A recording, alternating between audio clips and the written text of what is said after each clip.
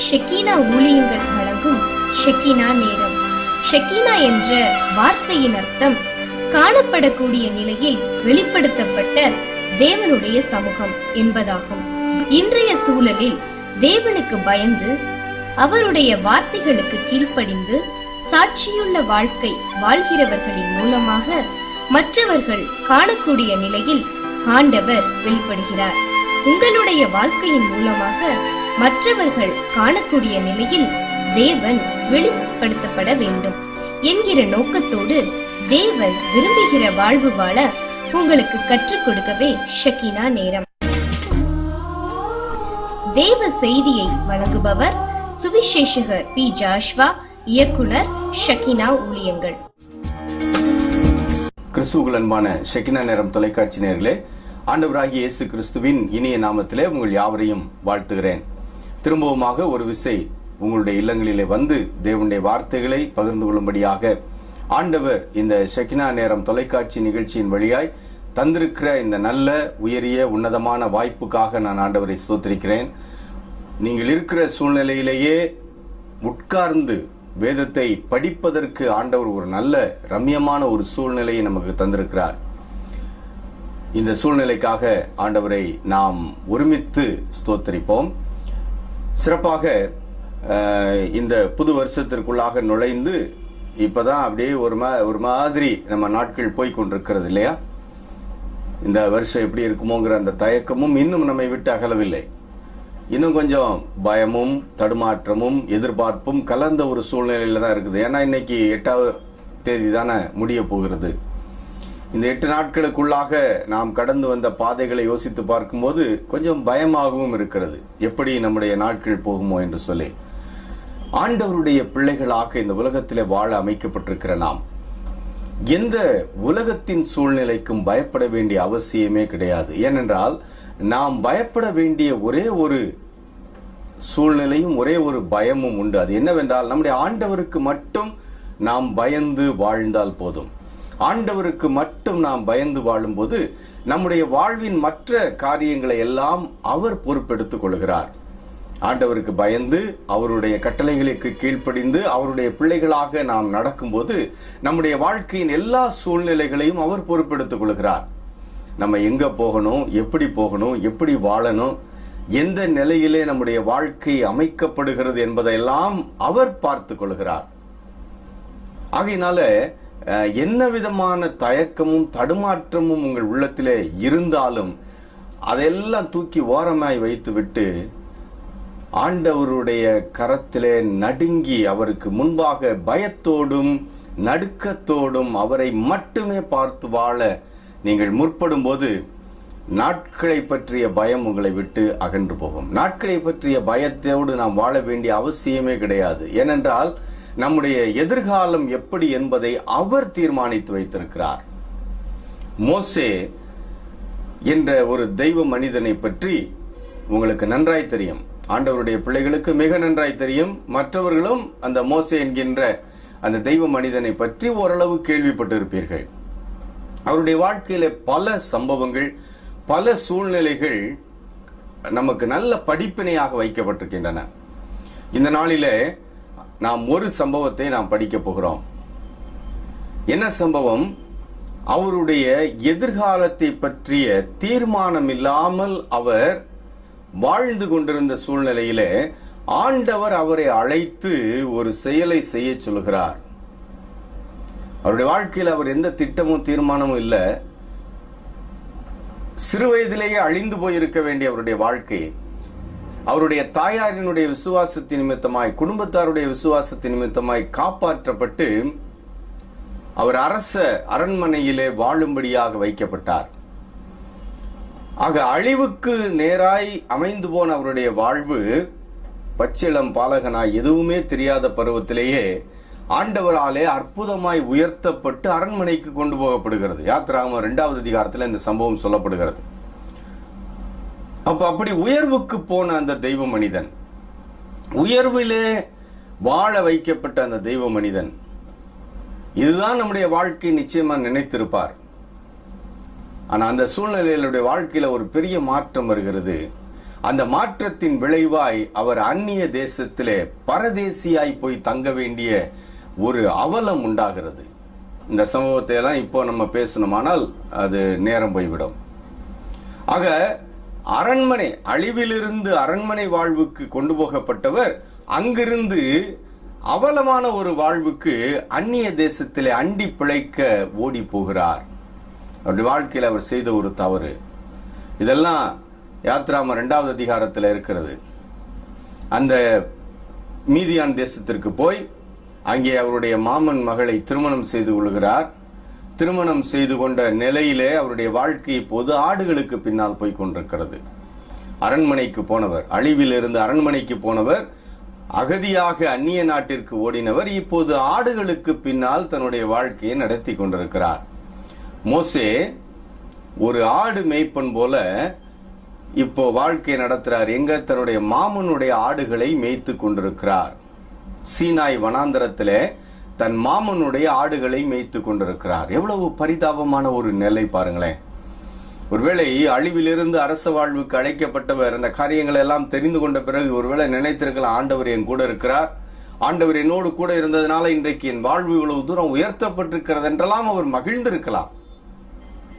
ஆனா அவர் நினைக்கல, நம்ம ஒரு தவறு செய்வோம், அந்த தவறின் விளைவாய் நாம் ஓடி போக வேண்டும், இப்படியெல்லாம் நம்ம வாழ்க்கையில வரும்னு அவர் நினைச்சிருக்க சந்தர்ப்பமே இல்லை. ஆனா அவருடைய வாழ்க்கையில் அப்படி ஒரு சூழ்நிலை அமைந்தது. அமைந்த பிறகு அவருடைய வாழ்க்கை பரிதாபமாய் போய்விட்டது. இவர் எகிப்தின் அரண்மனையில இருந்த நாட்கள்ல எந்த வேலை அருவருப்பானதோ, எந்த வேலையை செய்தவர்கள் அவர்கள் அருவருப்பானவர்கள் என்று நினைத்தார்களோ, ஏனென்றால் வேதம் சொல்லுகிறது மேய்ப்பர்கள் எகிப்தியருக்கு அருவருப்பானவர்கள். இவர் வளர்றது எபிரேயராய் இருந்தாலும் இவர் வளர்ந்து கொண்டிருப்பது அரச அரண்மனையில, அரசனுக்கு அடுத்த நிலையில. அப்போ கொஞ்சம் யோசித்து பாருங்களேன், அரசனுக்கு அடுத்த நிலையில, உயர்வான நிலையில வாழ்கிறவர் எகிப்தியர்களை போலவே நினைத்திருந்திருக்கலாம், மெய்ப்பர்கள் அருவருப்பானவர்கள் என்று சொல்லி. ஆனால் இப்போ அவருடைய வாழ்க்கையில எந்த மெய்ப்பனுடைய வேலையை அருவருப்பானது என்று நினைத்தாரோ அதே வேலையை செய்யும்படியாய் வைக்கப்பட்டிருக்கார். ஒருவேளை மனமுடைந்து போய் அவர் அந்த ஆடுகளுக்கு பின்னால வாழ்ந்து கொண்டிருந்திருக்கலாம். அந்த சூழ்நிலையில ஒருவேளை மனமுடைந்த நிலையில என் வாழ்க்கை எப்படி இன்னும் எப்படியெல்லாம் போகுமோ, இவ்வளவு உயர்வுல இருந்து தாழ்வுக்கு போய்விட்டது, இன்னும் எப்படியெல்லாம் போகுமோ என்று வேதனையோடு கூட இருந்திருக்க கூடிய அந்த சூழ்நிலையில என்னை கேட்டுக்கொண்டிருக்கிற அருமையான ஷெக்கினா நேரம் தொலைக்காட்சி நேயர்களே, உங்கள் வாழ்க்கையில நீங்க இப்படியெல்லாம் புலம்பிக் கொண்டிருக்கிறீர்கள் இல்லையா? நான் நன்றாய் இருந்தேன், 2 ஆண்டுகள் 5 ஆண்டுகளுக்கு முன்பாக என்னுடைய வாழ்க்கை ஆகாவோகோ என்று இருந்தது. ஆனால் என் வாழ்க்கையில திடீரென்று ஏற்பட்ட ஒரு சூறாவளி போன்ற ஒரு பாதிப்பு, நான் விளங்கிக் கொள்ள முடியாத ஒரு பெரிய பாதிப்பு இன்னைக்கு என்னைய தரித்திர கோலத்தில் உட்கார வைத்திருக்கிறது. என்னுடைய கடந்த நாட்களெல்லாம் நான் நினைத்து பார்த்தால் எப்படியெல்லாம் நான் வாழ்ந்தேன். ஆனா இன்றைக்கு என் வாழ்க்கையில பரிதாபமாய் உட்கார்ந்திருக்கிறேன். இன்னும் என்னுடைய வாழ்க்கை எப்படியெல்லாம் போகுமோன்னு பயந்து நடுங்கி உட்கார்ந்திருக்கிறீங்க இல்லையா? என்னை அருமையான நண்பர்களே, உங்க வாழ்க்கை அனாதரவாக விட்டுவிடப்பட்ட வாழ்க்கை கிடையாது. எல்லா சூழ்நிலையிலும் ஆண்டவர் உங்களை தொடர்ந்து வந்து கொண்டே இருக்கிறார். ஒருவேளை இந்த 2013வது வருஷத்தின் ஆரம்ப நிலையில என் வாழ்க்கை எப்படியெல்லாம் இன்னும் மோசமாய் போய் நான் அப்படியே வெட்கத்தில தலைகுனிந்த நிலையிலே வாழ்ந்து விடுவேனோ என்று பயந்து போயிருக்கிறீங்களோ? பயப்பட வேண்டாம். ஆண்டவருடைய கரத்துக்குள்ளே வாருங்கள். உங்களை தொடர்ந்து கவனித்துக் கொண்டே வருகிற ஆண்டவர். நீங்க அழிவில் இருக்கும் போதும் உங்களை கவனித்தவர், நீங்க அரச வாழ்வுக்கு போன போதும் உங்களை கவனித்தவர், அங்கிருந்து தவறிழைத்து ஓடி போய் அந்நிய தேசத்திலே அகதியாய் நீங்கள் போய் உட்கார்ந்த இது போன்ற சூழ்நிலையிலும் உங்களை கவனித்துக் கொண்டிருக்கிறவர். எந்த வேலையை நீங்க அருவருப்பு நினைச்சீங்களோ அதே வேலையை இன்னைக்கு செய்யக்கூடிய ஒரு பரிதாபமான நிலையில இருக்கிறேன் என்று நீங்கள் உணர்கிறீர்களே, இந்த நேரத்திலும் உங்களை கவனித்துக் கொண்டிருக்கிறார். ஏன் சொல்றேன் தெரியுமா? அப்படி ஒருவேளை மனமுடைந்த நிலையில மோசே இருந்திருக்கலாம். அந்த சூழ்நிலையில மோசேக்கு ஒரு அற்புத காட்சியை காட்டுகிறார். ஆடுகளை மேய்த்துக் கொண்டிருக்கிறார். ஆடுகளை மேய்த்துக் கொண்டிருக்கிற மோசேக்கு திடீரென்று கண்ணிலே ஒரு காட்சிப்படுகிறது. என்ன அது? உங்களுக்கு நன்றாய் தெரியும். ஒரு முட்செடி பற்றி எரிந்து கொண்டிருக்கிறது. ஆனால் அந்த தீயின் ஜுவாலைகளினாலே அந்த செடி கருகாமல் இருக்கிறது. இந்த காட்சியை பார்க்கிற மோசே இந்த அற்புத காட்சியை பார்ப்போம் என்று சொல்லி பக்கத்திலே நெருங்கி வருகிறார். யாத்திராகமம் புஸ்தகம் 3வது அதிகாரத்திலே இந்த சம்பவம் மிக தெளிவாய் நமக்கு எழுதி வைக்கப்பட்டிருக்கிறது. இந்த அற்புத காட்சியை நான் பார்ப்பேன் என்று சொல்லி அவர் அந்த எரிகிற அந்த செடிக்கு பக்கத்திலே நெருங்கி வருகிறார். நெருங்கி வரும்போது ஆண்டவர் அந்த செடிக்குள்ளே இருந்து பேசுகிறார். இந்த வசனங்களை எல்லாம் நான் இப்போது வாசிக்கிறேன். யாத்திராகமம் 3வது அதிகாரம் 3வது அதிகாரத்தின் முதல் வசனம், அவர் ஆடுகளை மேய்த்து கொண்டிருக்கிறார் என்பதை அங்கே தெளிவாய் சொல்லுகிறது. ஒரே பர்வதம் மட்டும் அவன் ஆடுகளை ஓட்டி வருகிறான். அங்கே 2வது வசனம், கர்த்தருடைய தூதனானவர் ஒரு முட்செடியின் நடுவில் இருந்து உண்டான அக்கினி ஜுவாலையிலே நின்று அவனுக்கு தரிசனமானார். அப்பொழுது அவன் உற்று பார்த்தான். முட்செடி அக்கினியால் ஜுவாலித்து எரிந்தும் அது வெந்து போகாமல் இருந்தது. உடனே அடுத்து மோசே செய்யறத பாருங்களேன். 3வது வசனம், அப்பொழுது மோசே, இந்த முட்செடி வெந்து போகாதிருக்கிறது என்ன? நான் கிட்ட போய் இந்த அற்புத காட்சியை பார்ப்பேன் என்றான். 4வது வசனம், அவன் பார்க்கும்படி கிட்ட வருகிறதை கர்த்தர் கண்டார். முட்செடியின் நடுவில் இருந்து தேவன் அவனை நோக்கி மோசே மோசே என்று கூப்பிட்டார். அவன் இதோ அடியேன் என்றான். கவனிச்சிங்களா? அந்த அற்புத காட்சியை பார்ப்போம் என்று சொல்லி அந்த செடிக்கு பக்கத்துல மோசே போன உடனே ஆண்டவர் மோசே அழைக்கிறார். ஒருவேளை ஏன் ஆண்டவர் இப்படியெல்லாம் காட்சி கொடுத்திருக்க வேண்டும் என்று உங்கள் மனதிலே ஒரு எண்ணம் எழும்பலாம். எதுக்கு ஆண்டவர் நேரா வராம இப்படி எரிகிற ஒரு செடியை காட்டி வர வேண்டும்? மோசேயினுடைய கடந்த காலத்தை நம்ம பார்ப்போமானால் அவருடைய வாழ்க்கையில் அவர் நினைவு தெரிந்து வளர்ந்தது வரைக்கும், பெரியவனானது வரைக்கும் அவர் மோசேயின் அரண்மனையிலே எகிப்தின் அரண்மனையிலே வாழ்ந்தார்.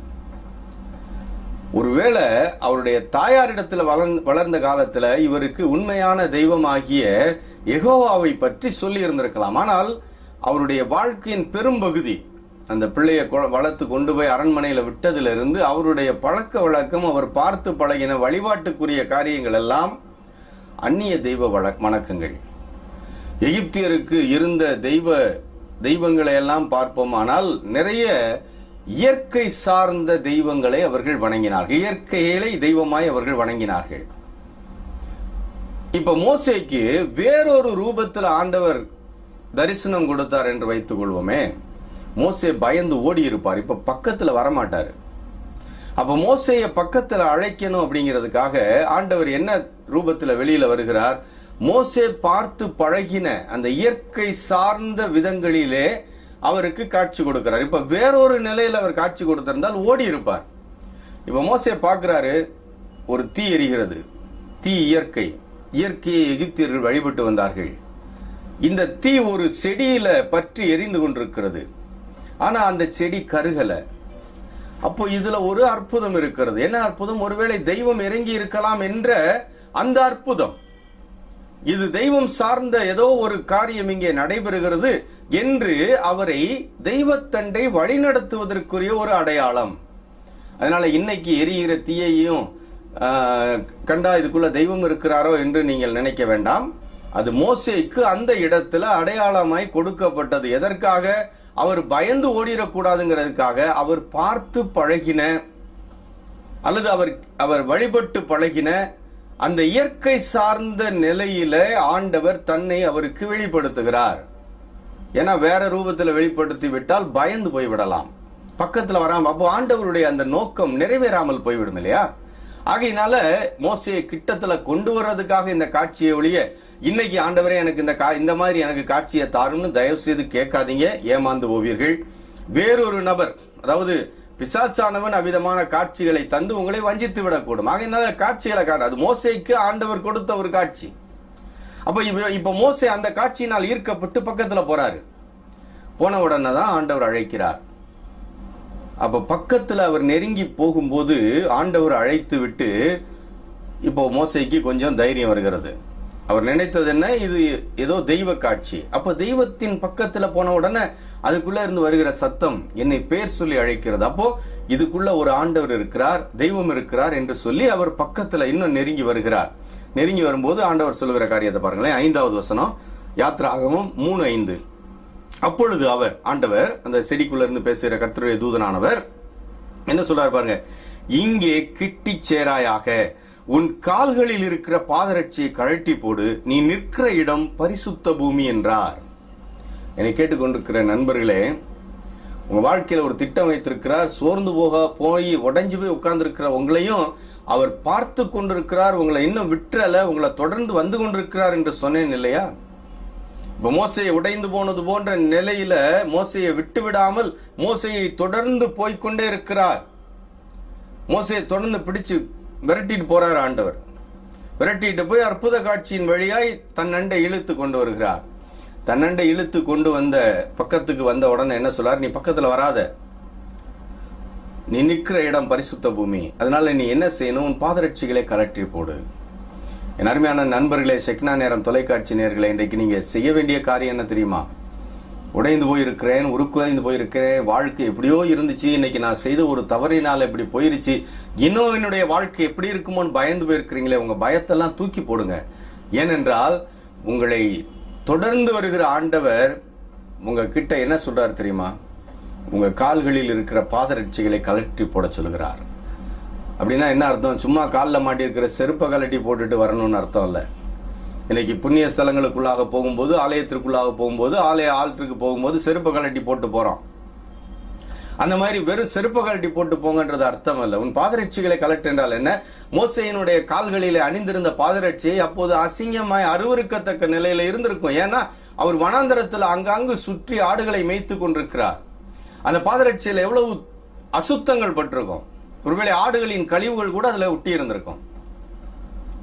இந்த பாதரட்சியை கலட்டி போடு அப்படின்னா என்ன அர்த்தம்? சும்மா செருப்பை கழட்டி போட்டு என்கிட்ட வான்னு அர்த்தம் இல்லை. இன்னைக்கு பல நேரங்கள் அப்படி நினைச்சிடும். செருப்பை வெளியில கலட்டி போட்டு பயபக்தியா போயிட்டா எல்லாம் நடந்துரும். இல்லைங்க, நீங்க செருப்பை கழட்டி போடுறதுனால ஒண்ணும் இல்லை.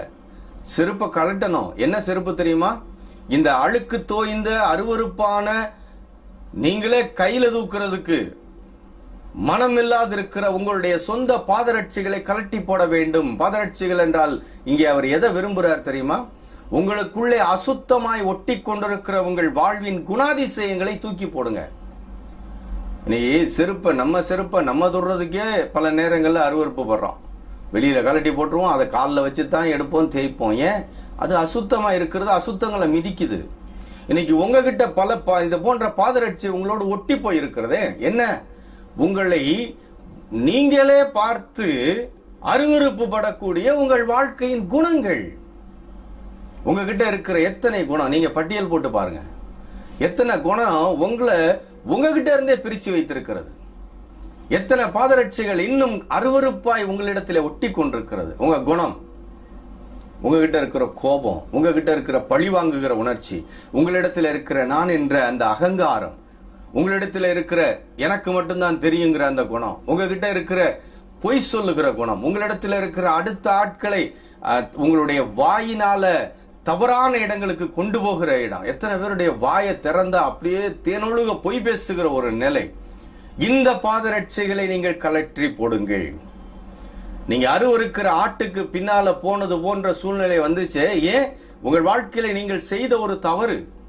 மோசையினுடைய வாழ்க்கையில மோசே செய்த ஒரு தவறு இந்த அவர் அருவருத்த ஆடுகளின் பின்னாலே கொண்டு போய் விட்டது. ஒருவேளை இன்னைக்கு உங்க வாழ்க்கையில நீங்க செய்த ஏதோ ஒரு தவறு, ஆண்டவருக்கு பிடிக்காத ஒரு காரியம், இன்னைக்கு உங்களை அவலமான ஒரு நிலையில உட்கார வைத்திருக்கிறதே. இன்றைக்கு இந்த 2013 வருஷத்தின் 8வது நாளின் நிறைவு வேளையிலே ஆண்டவர் சொல்லுகிறார், நீங்கள் அவருக்கு திரும்பவும் வேண்டும். உங்களை அப்படியே உங்க வாழ்க்கையை சிதைந்து போக விட்டுவிடவில்லை. 2003 வருஷத்துல அவர் திரும்பவும் உங்களை தன்னுடைய கரத்திற்குள்ளே வர வேண்டும் என்று விரும்பி அழைக்கிறார். அவருடைய சமூகத்தை காட்டி உங்களை அவர் இன்றைக்கு வரவழைக்கிறார். ஒருவேளை எரிகிற முச்செடி போன்ற அந்த அனுபவம் இன்றைக்கு இந்த ஷெக்கினா நேரம் தொலைக்காட்சி நிகழ்ச்சி, இந்த நிகழ்ச்சியை உங்களை பார்க்க வைத்திருக்கிறாரே, இது ஏதோ தூக்கம் வராம நீங்க உட்கார்ந்து பார்க்கல, அல்லது ஏதோ சேனல்ஸ் திருப்பிக்கிட்டே வந்தேன் இந்த நிகழ்ச்சி எனக்கு முன்னால வந்திருக்கிறது என்று அல்ல. இது என்ன என்று பார்ப்போம் என்று சொல்லி உங்களை உட்கார வைத்திருக்கிறாரே. மோசையை அந்த எரிகிற செடிக்கு பக்கத்தில் அழைத்து கொண்டது போல ஏன் இந்த அற்புத காட்சியை காட்டி உங்களை அழைத்தார்? ஏன் இந்த ஷெக்கினா நேரம் தொலைக்காட்சி நிகழ்ச்சியை பார்க்க உங்களை அழைத்தார்? நீங்கள் இப்படியே உங்கள் வாழ்க்கையை வீணடித்து விடக்கூடாது. நீங்கள் திரும்பவும் அவருக்கு வேண்டும். ஆகையினால உங்கள் பாதரட்சிகளை நீங்கள் கலட்டுங்கள். தீமைக்கு தீமை செய்ய வேண்டும் என்று துடித்துக் கொண்டிருக்கிற உங்கள் பாதரட்சியை கலற்றி போடுங்கள். எல்லாரிடத்திலும் அன்பில்லாதபடி மாய்மாலமான அன்பு காட்டிக் கொண்டிருக்கிறீர்களே, அந்த பாதரட்சியை கலட்டி போடுங்கள். பழிவாங்க துடித்துக் கொண்டிருக்கிறீர்களே, அந்த பாதரட்சியை கழற்றி போடுங்கள். இன்னும் மன்னிக்க முடியாமல் கசப்பின் வேரை உள்ளுக்குள்ளே வைத்துக் கொண்டிருக்கிறீர்களே, சகோதர சிநேகத்திலே ஒருவர் மேல் ஒருவர் பட்சமா இல்லாதபடிக்கு இன்றைக்கு ஒருவரை ஒருவர் சாப்பிடக்கூடிய நிலையில உங்க வாழ்க்கையில இன்னும் அப்படியே சந்தர்ப்பம் பார்த்து உட்கார்ந்து கொண்டிருக்கிறீர்களே, அந்த பாதரட்சியை கழற்றி போடுங்கள். சமாதானம் இல்லாத ஒரு நிலையிலே மற்றவர்களோடு கூட எல்லா நிலையிலும் தேவையில்லாத சண்டையும் வம்பையும் வளர்த்துக் கொண்டிருக்கிறீர்களே, அந்த பாதரட்சியை கழற்றி போடுங்கள். ஒருவருக்கொருவர் கோல் சொல்லிக் கொண்டு திரிகிறீர்களே, அந்த பாதரட்சியை கழற்றி போடுங்கள். இப்படி ஆண்டவர் அருவருக்கிற உங்களிடத்திலே இருக்கக்கூடாத எத்தனையோ பாதரட்சிகள் என்ற உங்கள் குணாதிசயத்தை அணிந்து வாழ்ந்து கொண்டிருக்கிறீர்களே, அதை அத்தனையும் இந்த புதிய ஆண்டிலே தூக்கி வெளியில போடுங்க. ஏன் தெரியுமா? நீங்கள் பழைய நிலைக்கு வர வேண்டும், ஆண்டவருடைய கரத்திற்குள்ளே வர வேண்டும் என்று சொல்லி ஆண்டவர் உங்களை அன்போடு கூட எதிர்பார்த்த நிலையிலே உங்களை அழைக்கிறார். ஆண்டவருடைய கரத்துக்குள்ளே வர வேண்டிய நீங்கள் என்ன செய்ய வேண்டும் தெரியுமா? ஆண்டவருக்கு பிடித்தமில்லாத குணங்கள் என்ற பாதரட்சைகளை அவிழ்த்து போடுங்கள். ஏனென்றால் நீங்க நிற்கிற இடம் பரிசுத்த பூமி. அந்த பரிசுத்தருக்கு இதெல்லாம் பிடிக்காது. நான் எனக்குள்ள இதை வச்சுக்கிடுவேன். இன்னும் என் உள்ளத்துக்குள்ள கோல் சொல்லுகிற அன்பில்லாத, சமாதானம் இல்லாத, மன்னிக்க முடியாத காரியங்களை எல்லாம் எனக்குள்ளே வைத்து நான் பழிவாங்க துடித்துக் கொண்டிருப்பேன். ஆனா ஆண்டவர் சமூகத்துக்கும் வருவேன்னு நின்னீங்கன்னா கிட்ட வராதன்னு ஆண்டவர் சொல்றாரு. கிட்ட வராதன்னு சொல்றாருங்க. இதெல்லாம் உள்ளுக்குள்ள வைத்துக் கொண்டு நான் ஆண்டவர் என்னை சேர்ந்து விடலாம் என்று தயவு செய்து நினைத்து ஏமாந்து போகாதீங்க. அந்த எண்ணத்தோடு கூட அவைகள் எல்லாம் உள்ளுக்குள்ள வச்சுக்கிட்டு இருந்த மோசேக்கு என்ன இருந்துச்சு? உள்ள இன்னும் அந்த பழைய கர்வம் இருந்திருக்கும். இன்னும் நான் பார்வோனுடைய அரண்மனையிலே வாழ்ந்தவன் என்ற அந்த அந்த அந்த எண்ணம் அவருக்குள்ள இருந்திருக்கும். அதனால தானே கொலை செய்தான். அதனால தானே அங்கும் இங்கும் பார்த்தான். ஒருத்தரும் பார்க்கலன்னு சொல்லி கொலையை பண்ணிட்டான். ஆனா ஒரு சர்வ வல்ல தெய்வம் பார்த்து கொண்டிருக்கிறார் என்பதை அவன் உணர்வில்லையே. இன்னைக்கு அப்படி உட்கார்ந்து இருக்கிறீங்க. உங்க எண்ணம் வந்த உடனே ஆண்டவர் மறந்து போவார். அப்படி உங்களுக்குள்ளே நீங்கள் ஒளித்து வைத்திருக்கிற, புதைத்து வைத்திருக்கிற, இன்னும் உங்களுக்குள்ள வேரூன்றி போயிருக்கிற பாதரட்சிகளை கலட்டி போடுங்கள். அது இருந்துச்சுன்னா ஆண்டவர் கிட்ட போக முடியாது. தெளிவா சொல்றாருல, கிட்ட வராத. இன்னும் கலட்டி போட வேண்டிய காரியங்கள் நிறைய இருக்குது. அதெல்லாம் கலட்டி போட்டுட்டு என் பக்கத்துல வா. என் அருமையான நண்பர்களே, 2013 வருஷம் ஆசீர்வாதமா இருக்கணும்னு விரும்புறீங்களே, இன்னும் பழைய நிலைக்கு நீங்க உயர்த்தப்படணும்னு விரும்புறீங்க இல்லையா? ஆண்டவர் கிட்ட வர்றதுக்கு உங்களை அழைக்கிறார். அதுக்காகவே இந்த நிகழ்ச்சியை பார்க்க வைத்தார். கிட்ட வர விரும்புகிற ஆண்டவர் என்ன சொல்றார் தெரியுமா? பாதரட்சிகளை கலட்டி போட்டு விட்டு அவரிடத்திலே வா. அதாவது ஆண்டவர் அருவருக்கிற குணங்களை எல்லாம் தூக்கி ஒதுக்கி வைத்து விட்டு ஆண்டவரை தரிசிக்க பக்கத்துல வாங்க. அப்ப எதுக்கு கூப்பிடுறார் தெரியுமா? உங்களை திரும்பவும் பழைய நிலைக்கு உயர்த்துவதற்கு. ஜெபிக்கலாமா? எங்க நல்ல ஆண்டவரே, இந்த நாளுக்காக நன்றி செலுத்துகிறோம். கேள்விகளோடு எதிர்பார்ப்புகளோடு வாழ்ந்த எங்களுக்கு உம்முடைய தாசனாகிய மோசேயின் வாழ்வை கொண்டு எங்களுக்கு கற்றுக் கொடுத்த பாடங்களுக்காக நன்றி செலுத்துகிறோம். ஆண்டவரே, எங்களை திரும்பவும் உயர்த்த வேண்டும் என்ற நோக்கத்தோடு கூட எங்களை நீர் அழைக்கிறீர். பக்கத்திலே வரும்போது நாங்கள் பரிசுத்தமாய் வர வேண்டும் என்று எதிர்பார்க்கிறீர். இந்த பாடத்தை உணர்ந்த நாங்கள் அவ்விதமாகவே நீர் விரும்புகிற பரிசுத்தத்தோடு கூட உம் மண்டை நெருங்கி வர எங்களுக்கு கிருபை செய்ய வேண்டும் என்று ஜெபிக்கிறோம். அந்த பாக்கியத்தை எங்களுக்கு தாரும். இயேசு கிறிஸ்து மூலமாய் ஜெபிக்கிறோம் நல்ல பிதாவே, ஆமென். அருமையான ஷெக்கினா நேரம் தொலைக்காட்சி நேயர்களே, இந்த நிகழ்ச்சியின் வழியாக ஆண்டவர் உங்களோடு பேசியிருப்பார் என்று நம்புகிறேன். நீங்க ஆண்டவர் கிட்ட வர வேண்டும். உங்க பாதரட்சிகளை கலட்டி போட்டு விட்டு வர வேண்டும். திரும்பவும் ஆண்டவரால் நீங்கள் இந்த ஆண்டு உயர்த்தப்படுவீர்கள். ஆண்டவருக்கு சித்தமானால் இன்னொரு ஷெக்கினா நேரம் தொலைக்காட்சி நிகழ்ச்சியிலே நாம் ஒருவர் சந்திப்போம். அதுவரைக்கும் கர்த்தரின் கிருபை உங்களோடு கூட இருப்பதாக. ஆமென். தேவனுடைய வார்த்தைகள் அடங்கிய பரிசுத்த வேதாகமத்தை எல்லோரும் பெற செய்வதே எமது பிரதான நோக்கமாகும்.